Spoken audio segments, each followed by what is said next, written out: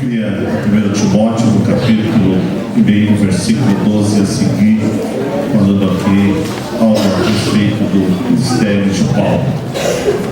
Diz assim o texto: e dou graças ao que me tem confortado, a Cristo Jesus, Senhor nosso, porque me teve por fiel, pondo-me no ministério.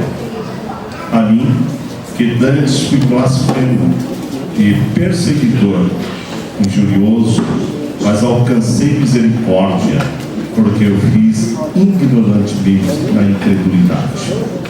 E a graça de nosso Senhor superabundou com a fé e amor que há em Jesus Cristo.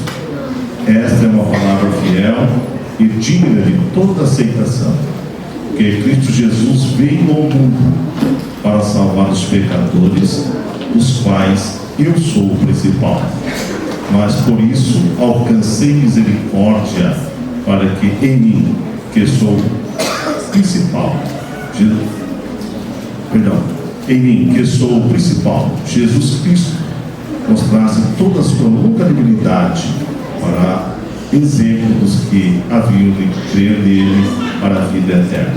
Ora, ao Rei dos séculos, imortal, invisível, ao Deus único, sábio, seja honra e glória para todos sempre. Amém. Glória a Deus. Vamos ficar aqui deste texto bíblico. Irmãos, nós estamos num momento de transição, mas eu queria falar um pouquinho aqui sobre Paulo, que é sabido de todos os irmãos que este homem era um homem cruel, um homem perverso. E por ele ser cruel, nós ficamos pensando assim, era um grande homem. Não, e em estatura ele não era tão grande, aproximadamente 1,50 m, 1,55 m de altura, diz os estudiosos. Mas este homem era um homem cruel, perverso, e até os relatos que mostram e falam a respeito dele. Mas diz que ele estava indo em sua cavalgadura e ele tinha em mãos uma carta, e aonde ele fosse, ele tinha total liberdade de pegar homens e mulheres que falassem a respeito de Jesus. E ele vai então na sua cavalgadura ali, e ele, com essa autoridade e com a carta nas mãos, ele pegava homens e mulheres, batia, maltratava e até eram mortos. Se nós tivéssemos aqui uma oportunidade de encontrar com um assassino, o que você faria? Era esse homem, assassino, um homem perverso, um homem cruel, um homem de vida não muito boa, mas ele era zeloso por aquilo que ele fazia. Na sua ignorância, ele tomava conta da lei e executava as pessoas porque ele não tinha conhecimento. Mas quando o Senhor está observando este homem nesse estado, quando ele vai na sua cavalgadura em um determinado local, de repente o Senhor encontra com ele e diz que ele ia com um grupo de pessoas, mas daqui a pouco ele ouve uma voz que dizia: Saulo, Saulo, por que tu me persegues? E diz que ele cai da sua cavalgadura e ele diz: quem és tu, Senhor? Ele não conhecia o Senhor.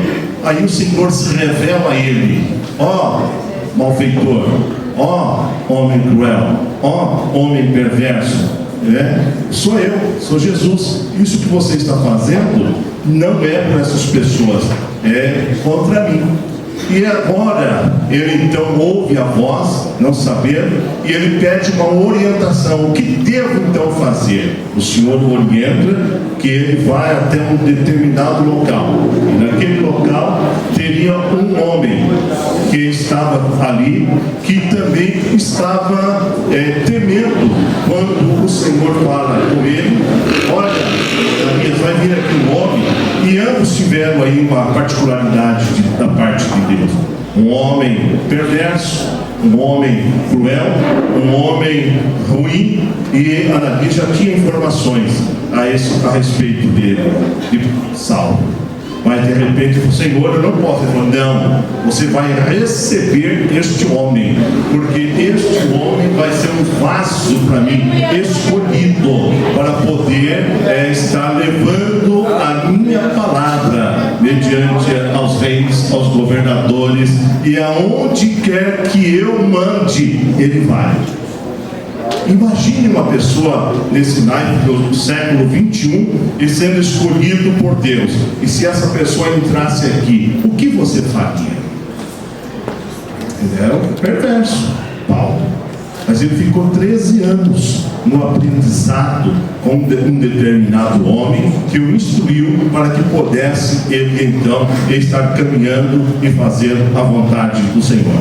Por que eu estou te trazendo isso? Porque hoje nós estamos aqui em uma transição de pastores, de homens de Deus. Estes homens, outrora, eles também não podiam estar aqui nesse lugar, mas eles tiveram também um encontro com o Senhor. E quando o Senhor recebeu esses homens, ele transformou, ele limpou, ele fez dele um homem que pudesse estar no comando e pudesse estar dirigindo realmente o rebanho do Senhor. E nesta noite nós estamos aqui numa transição. Temos aqui pastores, homens de Deus, que outrora não podia estar aqui.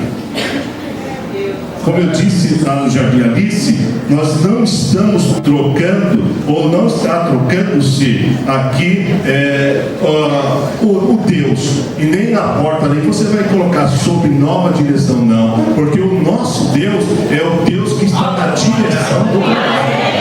É Ele que está na direção. E aqui não é empresa, aqui não é comércio. O nosso Deus continua na direção. Ele continua dando a sua graça aos teus servos. Então vai estar sendo trocado o obreiro, o servo do Senhor, que eles vão estar também aqui recebendo a orientação do Senhor e passando para a igreja, e a igreja vai estar sendo conduzida pela orientação do Espírito Santo de Deus. Então nós temos aqui, neste momento, algumas pessoas que talvez tenham também tido um encontro com o Senhor de uma forma diferenciada. Observando a palavra de Deus, porque, irmãos, hoje as pessoas olham o pastor e falam: é o super pastor. Não, nós não somos super pastor, nós somos iguais a você. Temos mesmas dificuldades que você tem, mas nós aqui nos colocamos à disposição, dizendo: Senhor, eu estou na frente do trabalho e eu quero ir, e o Senhor tem dado graça aos pastores para que eles possam conduzir. E por isso que precisamos da ajuda da igreja, da ajuda dos obreiros, da ajuda dos irmãos, para que o Senhor possa abençoar o trabalho daquele que está na frente, para que o nome do Senhor seja glorificado. E eu creio que a congregação aqui da Nova Cidade, como também a congregação do Jardim Alice, ambas vão estar ajudando os seus pastores para que eles possam conduzir, levar e ir avante, levando a palavra do Senhor. Mas veja bem, Paulo, ele teve uma mudança. Por que ele teve uma mudança? Porque ele encontrou-se com Jesus. Vou falar um negócio aqui. Tem muita gente dentro da igreja que ainda não encontrou com Jesus. Se você ainda não encontrou com Jesus, aceite Jesus hoje, encontre com Ele hoje e muda a sua vida. Quando encontramos com Jesus, há uma mudança, e a mudança é uma mudança radical. Você dando meia volta, você estava indo em destino ao inferno, mas encontrou com Jesus. Jesus deu realmente uma mudança na sua vida, e agora você que ia e estava destinado ao inferno, agora você está indo e sendo destinado aos céus, na presença do Senhor, com Deus maravilhoso. Então, irmão, nós como servos de Deus, como obreiros, nós estamos aqui para ajudar o nosso pastor, nós estamos aqui para dar apoio ao nosso pastor, porque, irmão, ele também tem dificuldade, e a palavra de Deus diz que ele precisa tomar conta primeiro primeiro da sua vida, depois a da igreja. Então, irmão, ele também precisa do seu apoio, porque ele também precisa entrar no céu, como você também quer ir para os céus. Lembra de Moisés? O Senhor falou com Moisés: Moisés, pegue a rocha.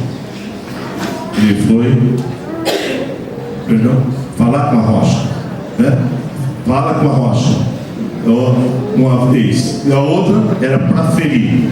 Uma era para ferir, e na outra para falar. E muitas vezes, como aquele burburinho do povo, ele faz aqui a coisa ao contrário. Ele fere uma rocha uma vez, daqui a pouco ele vai ferir a rocha a segunda vez, mas tudo isso tinha um simbolismo. E aqui, quando ele fere a rocha pela segunda vez, ele sai fora dos planos do Senhor. Então, irmão, nós precisamos que o nosso pastor esteja dentro dos planos do Senhor, e a igreja é que precisa ajudar o seu pastor. Então, quando Moisés ele fere a rocha, ali saiu água e o povo saciou. Mas na outra vez o Senhor ordena para que ele fale com a rocha. Então veja bem, tem momentos que é para ferir e tem momentos que é para falar. E nesta noite o Senhor está falando conosco, e quem tem ouvidos, ouça o que o Espírito diz à igreja.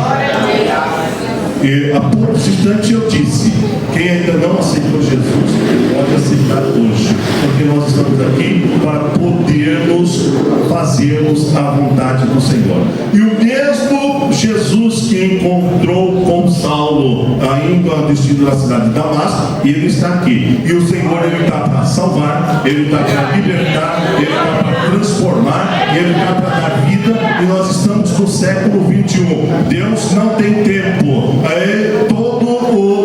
Para ele não há tempo. Nós estamos aqui no relógio de Deus. Nós estamos aqui fazendo a vontade do Senhor. E hoje o Senhor nos dá essa oportunidade de podermos estarmos aqui. Esse relato bíblico que nós acabamos de ler aqui, que é algo interessante para as nossas vidas. Ele diz ao apóstolo: dou graças a Deus que me tem confortado a Cristo Jesus, Senhor nosso, porque me teve por fiel, pondo-me no ministério. Aqui o apóstolo ele vai dar um reconhecimento. Ele diz: olha, eu não era digno, eu não sou digno para poder estar no ministério, mas eu louvo a Deus porque o Senhor realmente me escolheu e eu estou e faço parte do ministério. Irmão, esses homens que estão aqui, como a minha pessoa, nós não somos dignos, mas foi o Senhor que separou, foi o Senhor que nos escolheu. Então aqui nós estamos para podermos glorificarmos e exaltarmos ao Senhor e fazer parte do ministério, que é coisa extraordinária para aqueles que louvam e exaltam o nome do Senhor. Diante de partida, ministério não é para estar no perfil, eu sou meu perfil. Não, ministério é obra de Deus, e a obra de Deus ela é sofrida, e nós precisamos estar levando a palavra do Senhor. No ministério, muitos desses irmãos, quando acaba o culto, vão embora para casa, e o pastor ainda fica aqui. Muitas vezes já está em casa, jantando, ou comendo uma pizza, ou na pizzaria, porque agora os clientes vão para a pizzaria, acaba o culto, vão para a pizzaria. O pastor está aqui tratando dos assuntos, resolvendo algum problema, mas ele também deveria estar na pizzaria com você. Ou mesmo lá na sua casa, jantando com você. Vai estar aqui resolvendo os problemas, porque ele faz parte do ministério e todos os problemas chegam ao pastor, e o pastor não pode expor todos os problemas, mas ele pede para você: olha, porque nós estamos com uma dificuldade, nós estamos com um problema, mas o Deus que encontrou-se com Paulo é o mesmo Deus que está conosco. E aqui Paulo fala graças a Deus porque fazia parte do ministério. E ele diz: a mim, que antes ele fala aqui, fui blasfemo e perseguidor, injurioso, mas alcancei misericórdia, porque ouvis ignorantemente na incredulidade. 14 diz: e a graça de nosso Senhor superabundou com a fé e amor que há em Jesus Cristo. Esta é uma palavra fiel e digna de toda aceitação, que Cristo veio ao mundo para salvar os pecadores. Vocês estão comigo? Parece que vocês não estão comigo. Jesus veio ao mundo para salvar os pecadores. E ele disse que ele era o principal. Então, irmãos, todos nós estávamos no mundo. Nós não éramos dignos de estarmos aqui. Contava-se aqui um pastor que o seu avô não gostava de cristão, mas tinha um evangelista naquela região. Determinada irmã, esposa, avó desse pastor, preparou os meninos no domingo. Ele falou: eu estou indo para a igreja. Ele falou: o quê? Para onde? Para a igreja? Ele falou: não, ninguém aqui vai para a igreja. Ele preparou a garrucha, mais umas balas e deixou em cima da mesa. Ele falou: ninguém vai para a igreja. Mas aquela irmã destemida falou: vamos em nome de Jesus. Ele disse: quando chegar eu mato todos vocês. Mas ela foi e voltou, e o Espírito Santo de Deus trabalhou no coração daquele homem de forma extraordinária. E passando uns meses, aquele homem, que era também espanhol, aceitou a Jesus como Salvador. Glória a Deus. E ele conta hoje que faz parte de um grupo de pastores, e na pandemia eles encontraram 4 gerações louvando e exaltando o nome do Senhor nosso Deus. Então, irmão, os pastores estão aqui para fazer a vontade do Senhor, e nós estamos aqui como colaboradores para podermos ajudarmos a eles a carregar a cruz. Quantos aqui estão dispostos a ajudar o seu pastor? Versículo 16, já estou terminando. Mas por isso, ao fazer misericórdia para quem que sou o principal, Jesus Cristo mostrasse toda a sua longanimidade para exemplo dos que haviam de crer nele para a vida eterna. Ora, ao Rei dos séculos, imortal, invisível, ao Deus único, aí que ele diz sábio, aí ele diz: seja a honra e a glória para todos sempre. E nós estamos aqui para glorificarmos e honrarmos ao Senhor nosso Deus para todos sempre. Amém? Glórias a Deus. Nós temos ainda algumas coisas para fazer. E eu quero agradecer aqui a presença dos nossos suplentes, mas antes eu queria dar uma abertura para uma saudação. E a saudação, irmãos, é 3 minutos, no máximo 5. Foi isso que nós aprendemos no seminário. Foi ou não foi? Foi ou não foi? Vou dar uma saudação então aqui para alguns dos nossos obreiros, representando os nossos obreiros aqui da nossa